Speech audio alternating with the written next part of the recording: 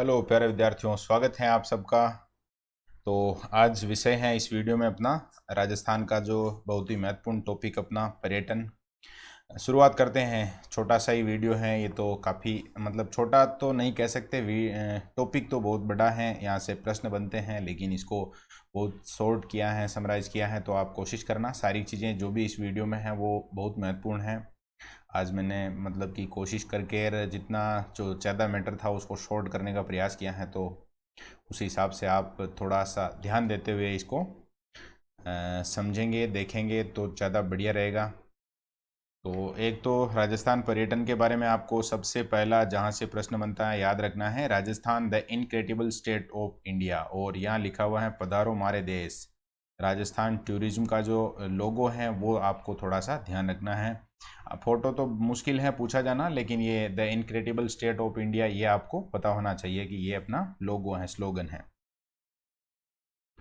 और अब आगे बात करते हैं अपन राजस्थान पर्यटन में जो महत्वपूर्ण संस्थाएं हैं वहाँ से प्रश्न पिछले सालों में पूछे गए हैं। जैसे राजस्थान में जो पर्यटन विभाग है उसकी स्थापना कब हुई, पहला ही प्रश्न बन रहा है, तो आपको याद रखना है 1956 में। उसके बाद आपसे पूछा जाए कि भाई राजस्थान में जो होटलें हैं, टूरिज्म में होटलों का बहुत महत्वपूर्ण योगदान है अपने यहाँ, 5 स्टार ये अपने क्या बोलते हैं हेरिटेज होटलें ये। तो होटलों के विकास के लिए भी जो होटल निगम लिमिटेड बनाया गया वो कब बनाया गया, तो 1965 में, आपको ये याद रखना है। इसके अलावा अगर बात करें अपन राजस्थान पर्यटन विकास निगम लिमिटेड, जिसको आरटीडीसी आरटीडीसी शॉर्ट में अपन आरटीडीसी बोलते हैं, ऐसे नाम सुना होगा बहुत सी जगह, जब किताब में पढ़ा होगा वहाँ भी ये नाम आया होगा। तो उसकी जो स्थापना है, उस संस्था की स्थापना है 1 अप्रैल 1979 को, 1979 में इसकी स्थापना हुई थी। और इसका जो मुख्यालय बनाया गया तो राजधानी है, तो स्वाभाविक रूप से मुख्यालय वही बनना है, तो ये आप ध्यान रख लेना, मुख्यालय जयपुर में है। और यहाँ जितनी तारीखों की बात की है हमने, एक हो गया, फिर इधर 2 1965 वाला, और ये 3 और एक और तारीख आपको याद रखनी है 1989। क्या हुआ था अभी 1989 में, तो भारत में पहला राज्य था राजस्थान ऐसा जिसने पर्यटन को उद्योग का दर्जा दिया। जबकि वास्तव में पर्यटन आता उद्योग में नहीं है, पर्यटन तो सेवा है, सेवा क्षेत्र का एक उपक्रम है, प्रक्रम है, लेकिन यहाँ पर इसको उद्योग का दर्जा दिया गया है, तो एक महत्वपूर्ण बात है। और पूरे भारत में पहले नंबर पे है अपना राजस्थान, तो ये थोड़ी सी खास हो जाती है, इसीलिए यहाँ से थोड़ा मतलब प्रश्न बनने की संभावना रहती है, तो आप ध्यान रख लेना इसका। और इसके अलावा इसको जन उद्योग का दर्जा भी मिल चुका है 4-5 में, तो वो भी आगे अपन देखेंगे। तो ये चारों ही तारीखें आपको पक्की याद रखनी है, कब क्या हुआ था। 1956 पर्यटन विभाग, 1965 होटल निगम लिमिटेड, 1 अप्रैल 1979 यहाँ पर अपना आरटीडीसी, और 1989 उद्योग का दर्जा। और यहाँ एक समिति का नाम भी आप याद रख लेना, उसका नाम भी पहले एक बार पूछा गया है, तो मोहम्मद यूनुस समिति, ये यूनुस शब्द आप ध्यान रख लेना। मोहम्मद यूनुस समिति की सिफारिश पर इसको उद्योग का दर्जा मिला था। फिर पर्यटन विभाग काम क्या करता है, या इसके अंडर में और जो इसका काम उसको एग्जीक्यूट करने के लिए कौन सी संस्थाएं संस्थाएं हैं, तो उसमें एक राज्य मेला प्राधिकरण है जो काम देखता है पूरा का पूरा। और यहाँ से प्रश्न जो जिसको टेक्निकल, अब मेरी भाषा में आ जाता हूँ मैं, टेक्निकल प्रश्न जिसको कहते हैं अपन, की ऐसा प्रश्न आ जाए जो नॉर्मली हम किताब में नहीं पढ़ते हैं। तो एक तो ये पूछा जा सकता है कि राज्य स्तरीय मेला प्राधिकरण है, उसके अध्यक्ष कौन होंगे, तो पर्यटन मंत्री। और कितने मेलों का आयोजन अपना राज्य स्तरीय मेला प्राधिकरण करवाता है, तो 42 मेले।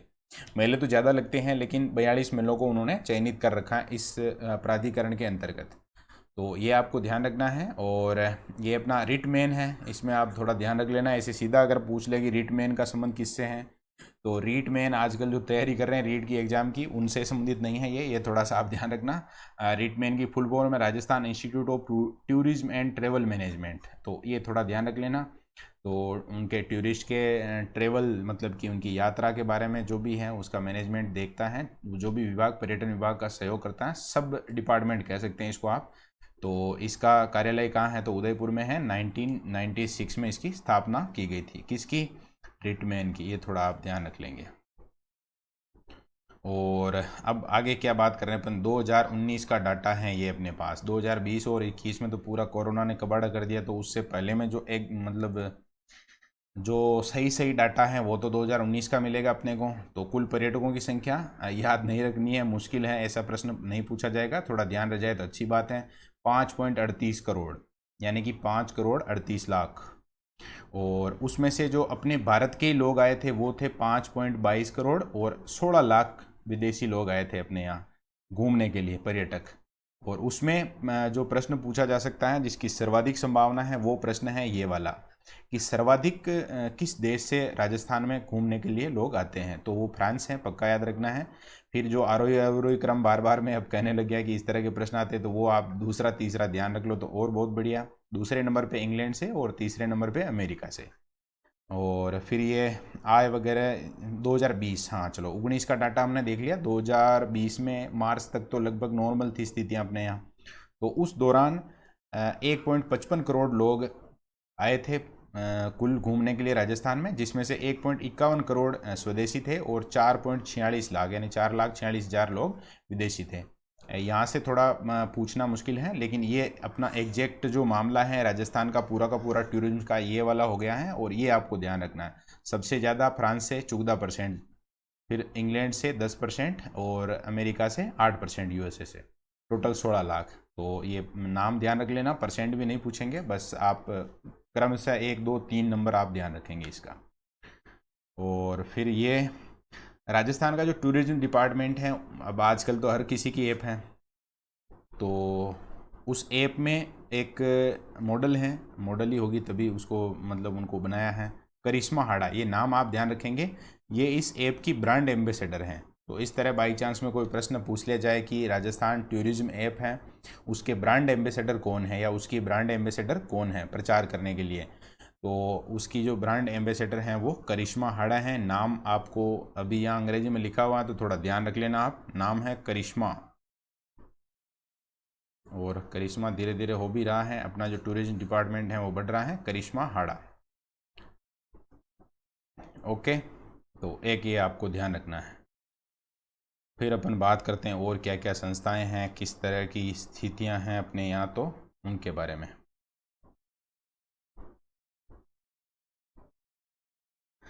पर्यटक सहायता बल, पर्यटकों की सहायता के लिए जो पुलिस फोर्स बनाई गई है अपने, वो पर्यटक सहायता बल के नाम से अपन उसको जानते हैं। तो स्थापना या ये जो गठन है बल का, पर्यटन सहायता बल का, ये कब किया गया?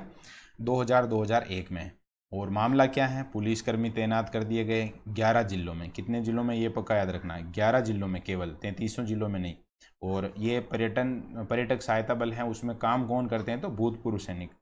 और एक चीज़ है, बार बार आप सुनते होंगे हर जगह भूतपूर्व सैनिक, कोई भर्ती निकलती है तो भूतपूर्व सैनिक, तो ये क्या है मामला? तो जो सेना में जो काम करते हैं सैनिक होते हैं, उनका मतलब कि जल्दी से रिटायरमेंट हो जाता है, सेना से उनको जल्दी से सेवानिवृत्त कर दिया जाता है। उसके बाद वे अपने रोजगार के लिए जो अन्य वैकेंसियाँ हैं रहती हैं अपनी गवर्नमेंट की, उनमें भी उनको ऐसे अलग से आरक्षण मिलता है, सभी जगह ऐसी चीज़ें हैं। तो उसी के तहत ये अपना जो पर्यटक सहायता बल बनाया गया, इसमें भी सभी जो भूतपूर्व सैनिक हैं उन्हीं को नियुक्ति दी गई, ताकि थोड़ा मतलब अलर्टनेस और सारी चीज़ें हैं वो ट्रेंड भी रहते हैं, कुछ थोड़ा उसका बेनिफिट रहता है। पेइंग गेस्ट योजना, तो पेइंग गेस्ट शब्द से आप जब समझेंगे तो मामला ज़्यादा बढ़िया से समझ में आएगा। गेस्ट का मतलब मेहमान होता है, और पेइंग का मतलब ऐसे मेहमान जो पैसा चुकाएंगे, जैसे 5 दिन रुके हो तो खाना खाया उन्होंने, वहाँ घर में रुके तो उसका वो पैसा देंगे, भुगतान करेंगे, तो इसीलिए उनका नाम ऐसे मेहमान जो पे कर रहे हैं, मतलब पेइंग गेस्ट। और बात क्या है, ये आवासीय समस्या के समाधान के लिए 27 सितंबर 1991 में, काफ़ी पुरानी योजना है। और कितने ज़िलों में? तो उस समय 12 ज़िलों में चली थी, अभी ये सभी 33 ज़िलों में चल रही हैं। और क्या है मामला, तो आप समझ लीजिए, जैसे कोई व्यक्ति हैं, जैसे माउंट आबू की बात करें तो खूब सारे पर्यटक आते हैं, या जयपुर की बात कर लेते हैं सीधा, अपने आसपास में कोई ऐसा कस्बा हो जहाँ पर पर्यटक आते हैं बाहर से। अब वहाँ पर जो होटल हैं बहुत ज़्यादा किराया लेते हैं, ऐसा मान लेते हैं अपन। या फिर कोई ऐसा सीज़न है, जैसे आजकल लोग बाग घूमने ज़्यादा जा रहे हैं, तो ऐसे समय में बहुत ज़्यादा क्राउड अगर हो जाती हैं और होटल वगैरह में कमरे नहीं मिल पाते हैं, तो कोई व्यक्ति ऐसा है जिसके पास 5 कमरे हैं, 5 रूम हैं घर में, लेकिन उनके यूज में केवल 2 ही आ रहे हैं या 3 ही आ रहे हैं, तो 2 रूम उनके पास एक्स्ट्रा हैं, पड़े हुए हैं वो, तो वो उनको उन गेस्ट को किराए पे दे सकता है वो, बस यही बात है। और उनके लिए जो खाना पीना है जो भी है आसपास से व्यवस्था करवा दे, तो ये पेइंग गेस्ट योजना। तो उस व्यक्ति को जिसके कमरे हैं, जिसका मकान है, उसको बेनिफिट हो जाएगा। और लाइट का क्या करें, आगे बात करते हैं। पेइंग गेस्ट योजना थोड़ा सा ध्यान रख लेना, 1991 से चल रही है। अब बात करते हैं पर्यटन नीति के बारे में। भाई जो पर्यटन को उद्योग का दर्जा दे दिया है, अब इस पर्यटन का विकास करने के लिए बहुत सारी संस्थाएं, बहुत सारी पॉलिसीज का निर्माण करना रहता है। तो सरकार क्या कैसे इस पर काम कर रही है शुरू से ही, तो थोड़ा अपन देखते हैं इसको।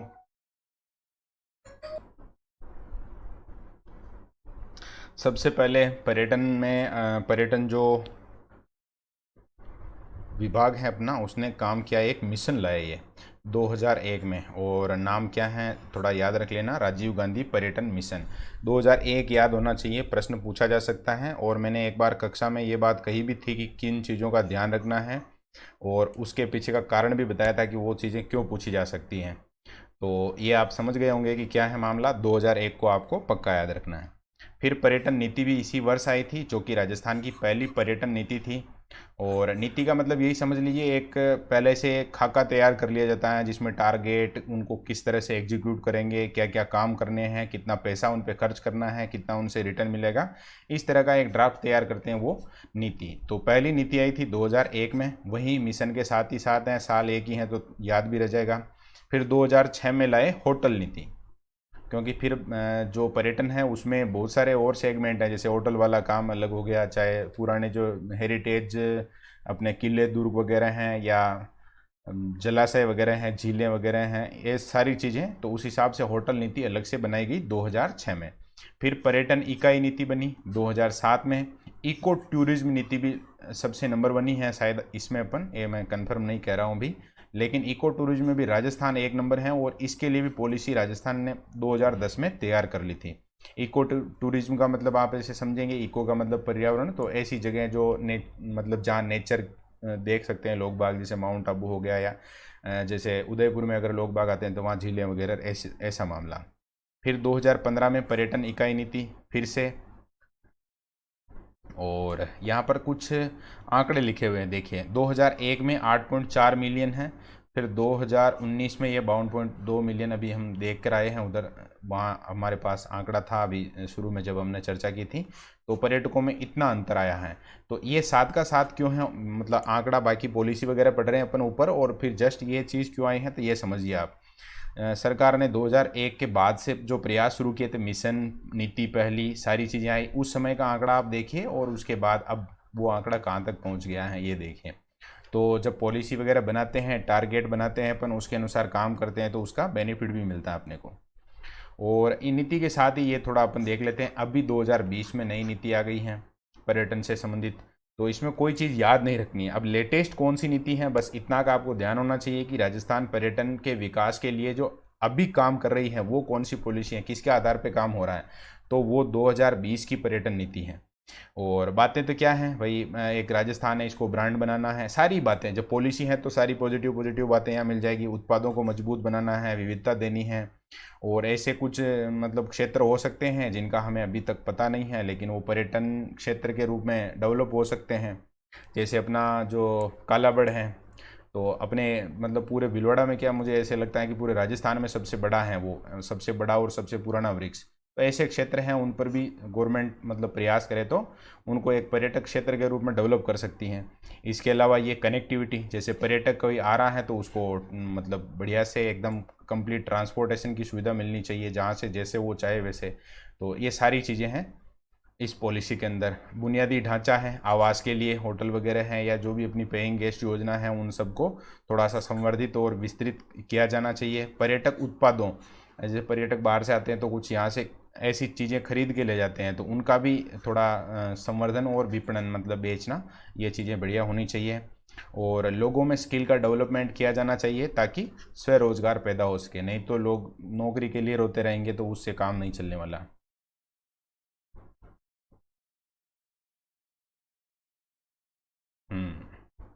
आगे हैं राजस्थान पर्यटन नीति 2020 की अधिसूचना की तारीख से, ये थोड़ा इसकी मतलब एक प्रश्न बनने की संभावना रहेगी।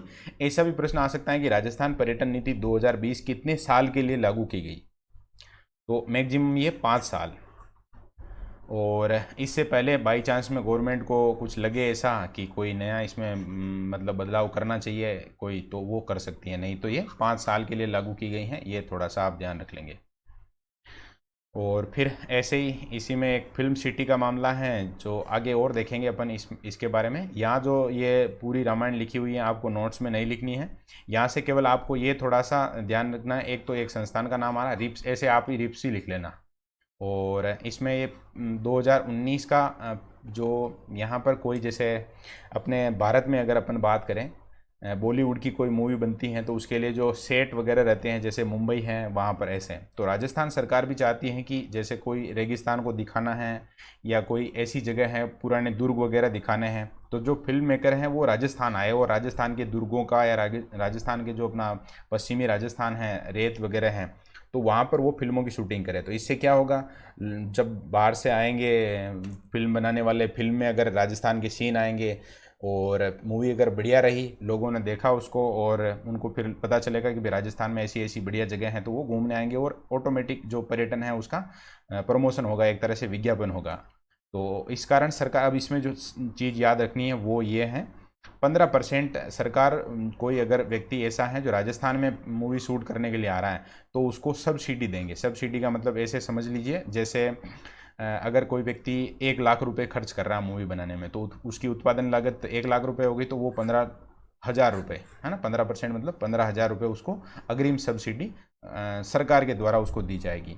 तो ऐसी योजना है। इसमें यह सब्सिडी वाला पूछा जा सकता है कि भाई राजस्थान में फिल्म सिटी की स्थापना के लिए रिप्स का जो एक पैकेज है उसमें कितने प्रतिशत सब्सिडी की बात कही गई है, तो 15%।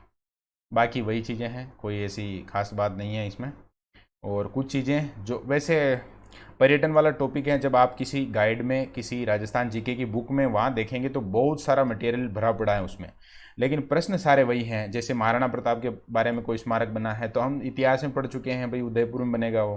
तो ऐसे बहुत सारे हैं, रोप वे वगैरह तो जिला दर्शन या ऐसे टॉपिक पढ़े थे हमने, उसमें पढ़ लिए।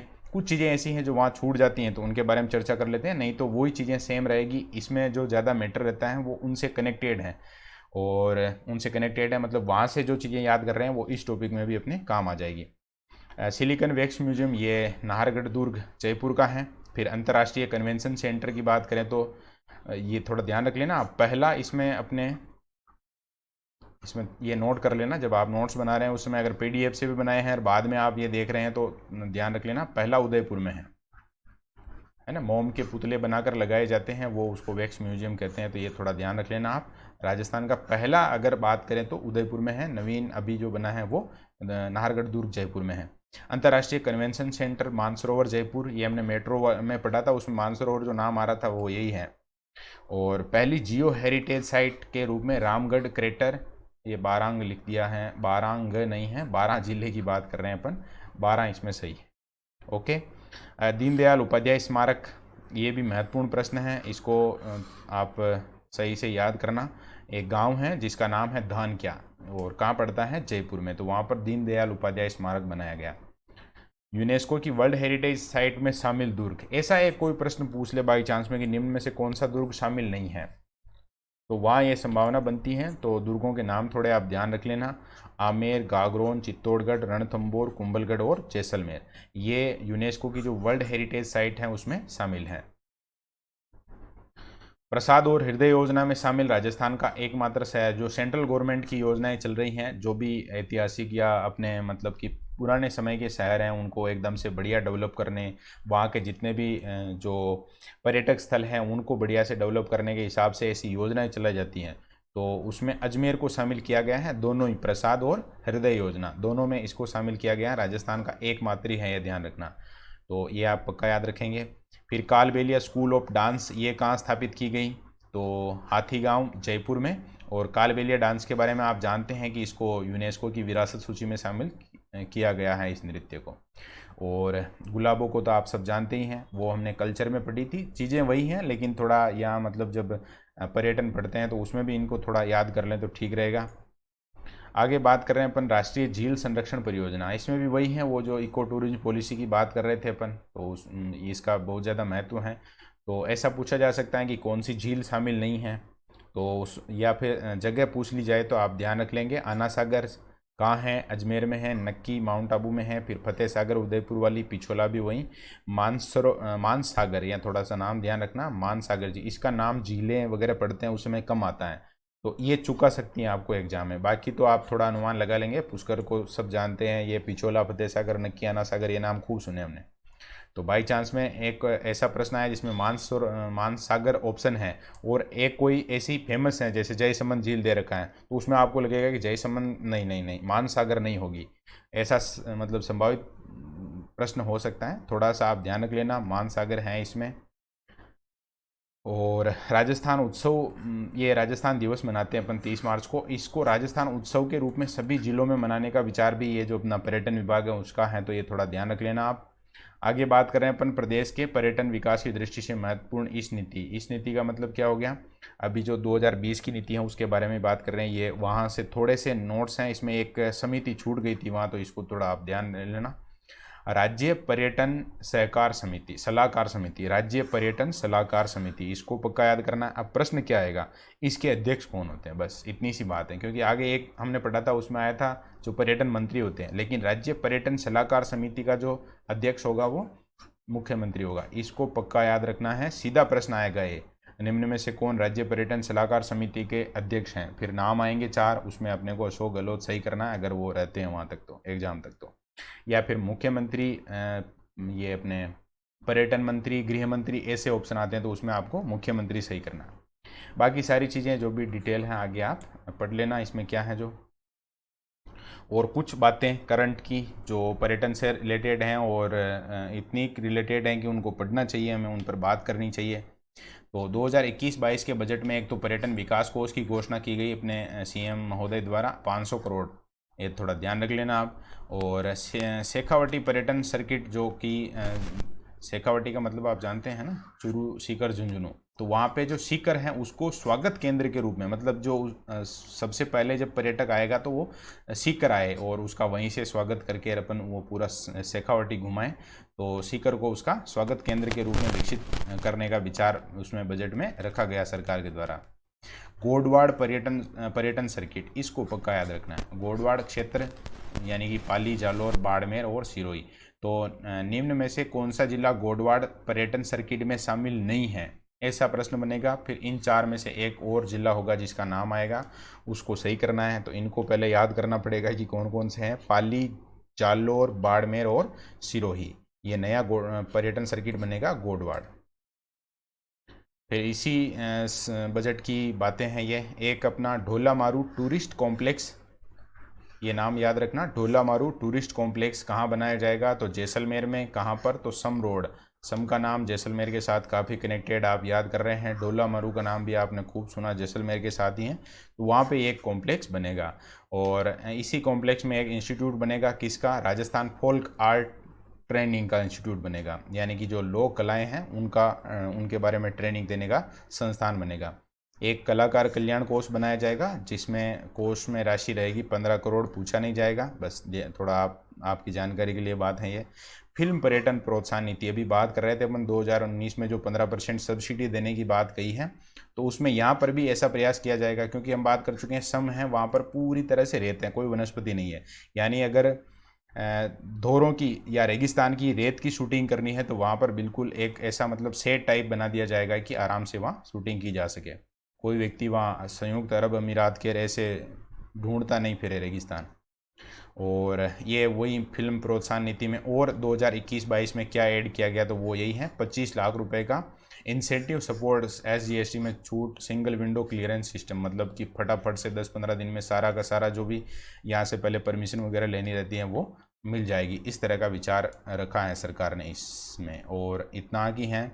अब पर्यटन में एक चीज़ जो आप सेल्फ करेंगे, ये काम मतलब होमवर्क जैसा है, बहुत सारे उत्सव मनाए जाते हैं, जैसे शरद उत्सव की हमने बात की थी, थार उत्सव हैं, फिर मारवाड़ महोत्सव हैं, इस प्रकार के बहुत सारे उत्सव या उसको कहें अपन महोत्सव, मीरा महोत्सव हैं, ऐसे ये अपने RTDC के द्वारा मनाए जाते हैं। तो उनकी एक सूची आपको, किताब निश्चित रूप से सबके पास है और वो लगभग 20 से 30 महत्वपूर्ण हैं, सारी की सारी जगह हैं, जैसे जैसे नाम आएगा, जैसे ऊंट शब्द आ रहा है तो वो समझ जाएंगे कि ऊंट उत्सव है, धौलपुर में कभी नहीं मनाया जाएगा।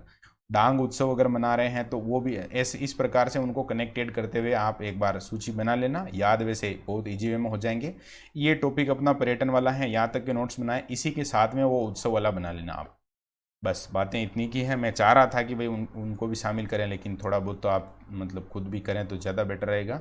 ओके, बस पर्यटन में इतना की है, बाकी फिर और कुछ चीज़ें छूटेगी तो वो क्लास में बात करेंगे अपन। ओके, धन्यवाद।